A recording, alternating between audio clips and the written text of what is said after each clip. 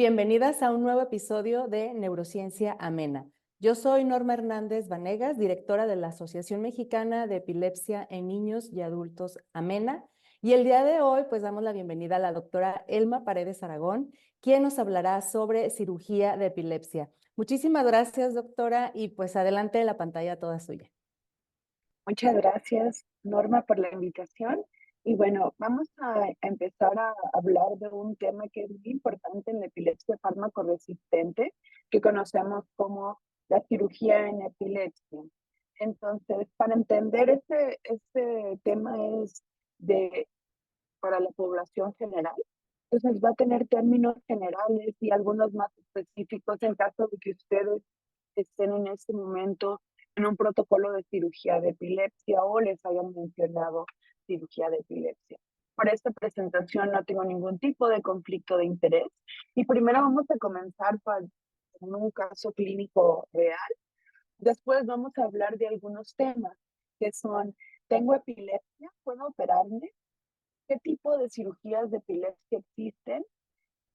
Me dijeron que no soy candidato a cirugía de epilepsia. ¿Qué otras opciones tengo? Nada más me quedo con fármacos. Y después, falsos mitos acerca de la cirugía de epilepsia. Okay, entonces, empezando con el caso real, es una mujer de 35 años de edad.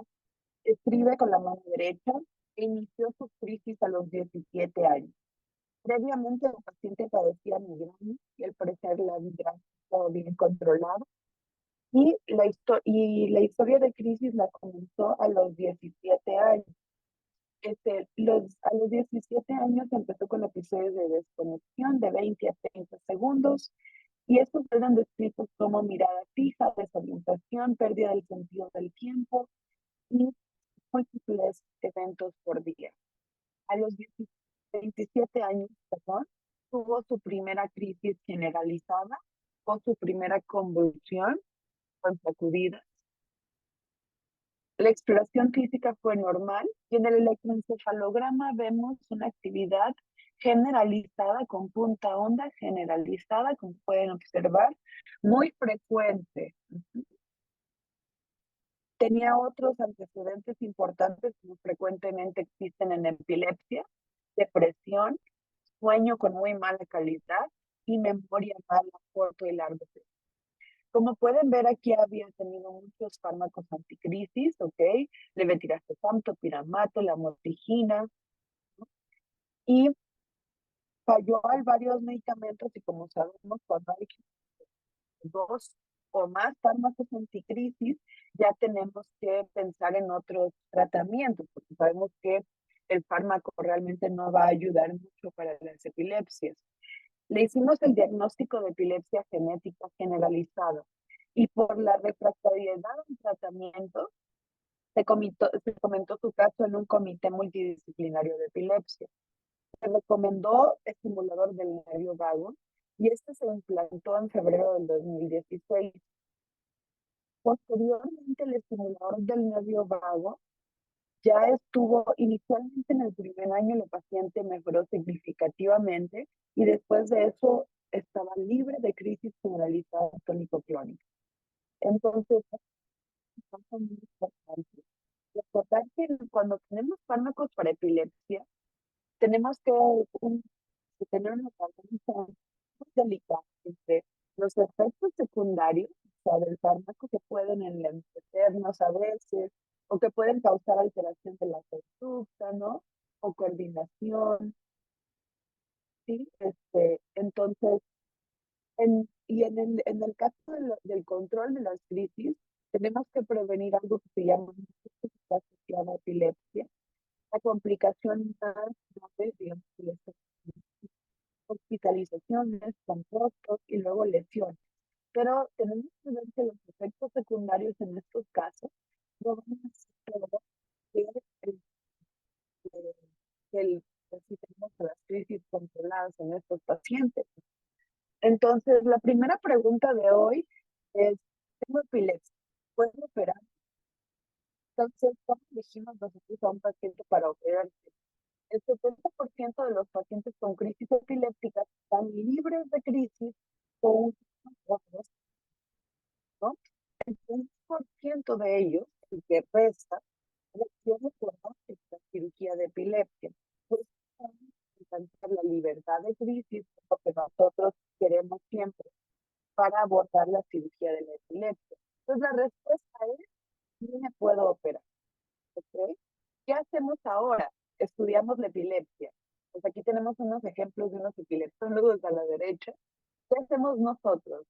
Agarramos los datos clínicos, pedimos algunos estudios de imagen, como la resonancia, como la hacemos un electroencefalograma, puede ser uno de 30 minutos, puede ser uno prolongado, puede ser uno con deprivación de sueño o uno con una unidad de monitoreo de epilepsia, ¿no? Que sería lo ideal. En donde podemos registrar nosotros las crisis epilépticas que ha tenido el paciente y confirmar que todas las crisis epilépticas vienen de un solo lado del cerebro. Y luego ver si hacer estudios genéticos específicos o si el paciente tiene causas metabólicas que empeoren las epilepsias. Esto es muy importante porque una vez que nosotros determinamos la causa de las crisis epilépticas, podemos ofrecer un buen manejo y tratamiento de las mismas, ¿no? Y entonces ya con todos estos datos podemos ver, por ejemplo, si el paciente tiene una lesión, ¿no? O si el paciente, y esa lesión, como ven aquí, está cerca de la zona de que inicia la crisis, si alrededor en amarillo queda con alguna lenta o disfuncional del cerebro que ya no funciona, ¿no? Y si vemos actividad epiléptica alrededor o cerca de eso, con todas estas pistas que vamos juntando, como se fijan aquí, pues ya podemos nosotros determinar si este paciente va a ser candidato a cirugía o no. Entonces dicen ustedes, ¿para qué me piden tantos estudios? Y, o sea, ya tengo muchos estudios previos, ¿no? Porque a veces tenemos que saber, y no, de hecho no a veces, siempre tenemos que saber exactamente de dónde vienen las crisis, como ven aquí. Entonces, por ejemplo, si las crisis vienen de aquí, no es lo mismo que si las crisis vienen de acá, o si las crisis vienen de todo el hemisferio sincronizado al mismo tiempo. Si las crisis afectan áreas necesarias para tener una buena calidad de vida, podemos verlos en algunos estudios, como mencionábamos, ¿no? O si hay un tumor, no necesariamente se relaciona con las crisis. Hay que ver si el tumor lo quitamos y esto mejora las crisis o no. Entonces, no siempre es tan sencillo. Si tenemos un tumor y lo quitamos, no necesariamente va a curar al paciente y ya lo vamos a ver sometido a una cirugía. No todas las zonas del cerebro responden igual a la cirugía de epilepsia y esto es muy importante. Entonces, estos son los resultados según el área operante del cerebro. Vamos a empezar por la más común, que es la región temporal, que en este caso es en amarillo. El 70%, hasta el 70%, en otros estudios el 80%, quedan libres de crisis con alteración de la conciencia y el 20% de ellos van a persistir con crisis que afectan su calidad de vida, pero baja la frecuencia hasta el 85%. En la región parieto-occipital, usualmente nada más es una intervención si hay lesiones y no hay mucha información de los resultados. Los resultados son variables. Y en la región frontal, el 50% de los pacientes quedan libres de crisis que les quitan la función o alteran el estado de despierto. Entonces, ahí es difícil decirles, no, pues le vaya a mejorar. Es un 50 por 50-50, ¿no? 50% que sí vas a mejorar, 50% que vas a quedar igual, ¿no? Y del 20 al 40% pueden continuar con crisis que afectan el alerta. ¿Okay? Pero entonces con estos resultados ustedes dirán, ok, pues está bastante sencillo, vamos a decirme, pero no, o sea, a veces hay una región cerebral que nosotros le llamamos epilepsia regional, ok. La epilepsia regional, si se fijan, afecta, aquí tengo seleccionado una región sencilla del cerebro, que es el frontal, pero usualmente estos casos son más complejos. No podemos nosotros quitar toda esta zona del cerebro. ¿O qué pasa si aquí las zonas vienen de un área sumamente importante para la función? Por ejemplo, que vengan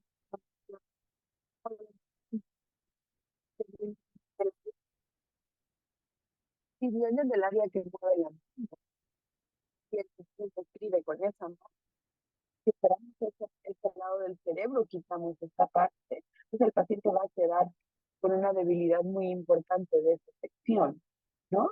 ¿O qué pasa si las crisis vienen de todo el cerebro, son generalizadas? Como les mostré, pues no podemos operar todo el cerebro, ¿no? No se puede operar. En este caso, no es posible eliminar estas crisis por completo. Existen muchísimas opciones, ¿no? Entonces, vamos a hablar entonces de curativo y paliativo. Curativo es los casos en los que encontramos una parte del cerebro, esa parte del cerebro no es necesaria para, alguna cuestión elocuente. Entonces podemos hacer algo que se llama lobectomía, que es quitar esa parte del cerebro, lesionectomía, que sería quitar la sección específica del cerebro, láser, que ahorita en México apenas está entrando el láser, pero es otra opción, ¿ok? Hemisferotomía, que por ejemplo en algunos casos, que hay algunas enfermedades, sobre todo en los niños que empiezan las crisis de un solo hemisferio, se puede desconectar un hemisferio del otro y así se previene que las crisis vayan avanzando. Y ahora paliativos, es decir, no las vamos a curar. Muy probablemente el paciente no va a estar libre de crisis, pero se va a mejorar su calidad de vida.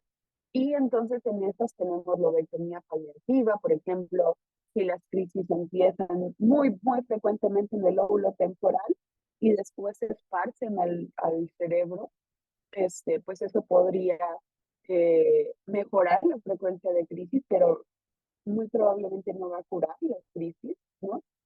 Entonces, las operaciones de tratamiento en los casos no operables siguen siendo operables, ¿ok? Eso no significa ya no hay nada que hacer, ya se acabó las opciones para mí, siempre hay algo que hacer, ¿no?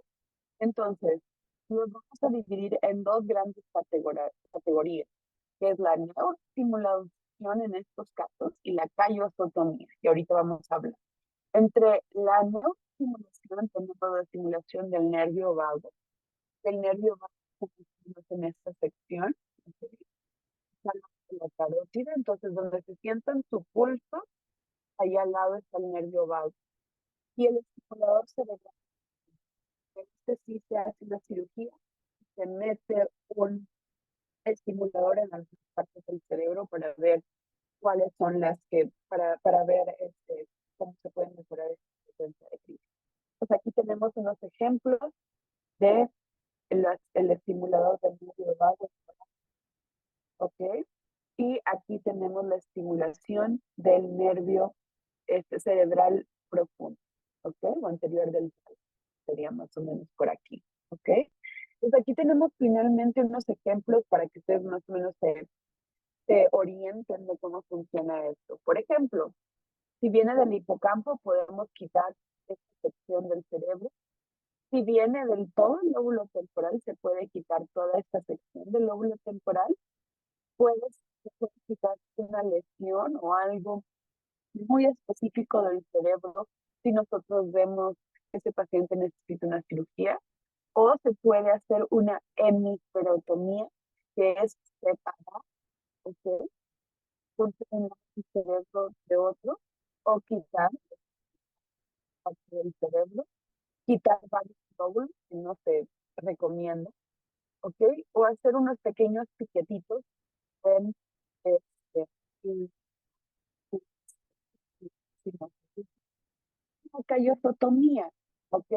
Si se fijan en la callosotomía, hay como una carreterita, que es como el periférico, ¿no? El periférico une el norte y el sur de la Ciudad de México, para darles el ejemplo. De la callosotomía, el cuerpo calloso une el lado derecho, el lado izquierdo, ¿ok? Entonces, Cuando hacemos una callosotomía, lo que hacemos es cortar el transporte de derecho a izquierdo y las crisis que antes eran muy grandes y se perdían,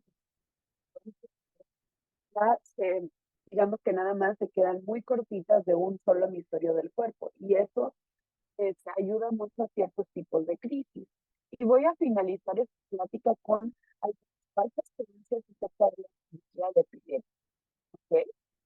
Pues, por ejemplo, algunos creen que se deben de probar todos los fármacos antes de considerar cirugía.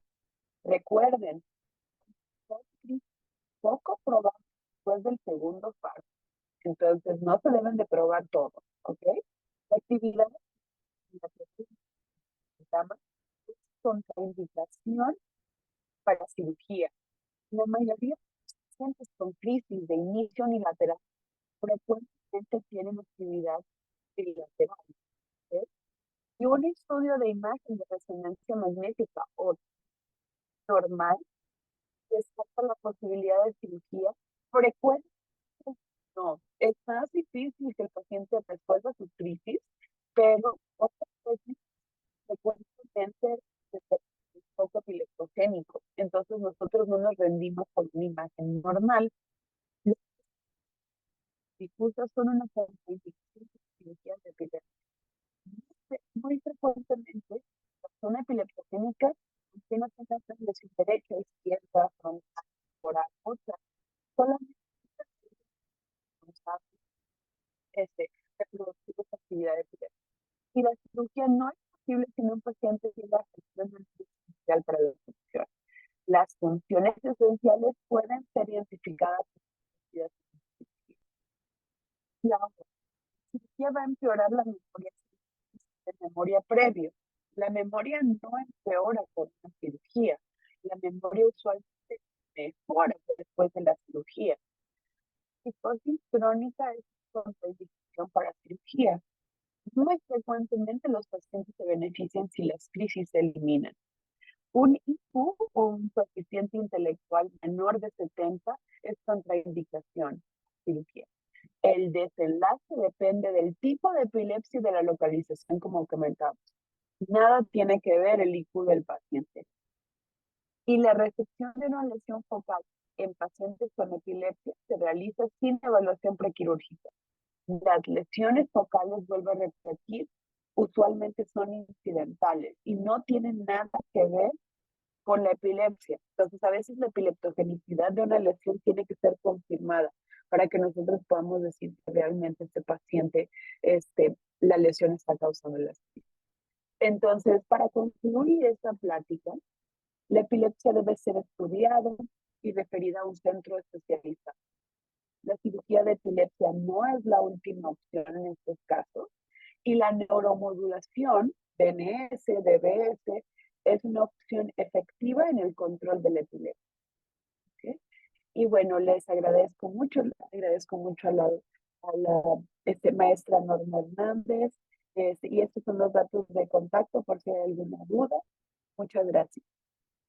Muchísimas gracias, doctora Elma. Y bueno, recordarle a todas que el currículum de la doctora Elma lo pueden encontrar tanto en la descripción de este episodio como en nuestro Instagram Neurociencia Amena, junto con otros currículums y contactos de otros participantes en el programa. Muchísimas gracias y pues hasta pronto, doctora.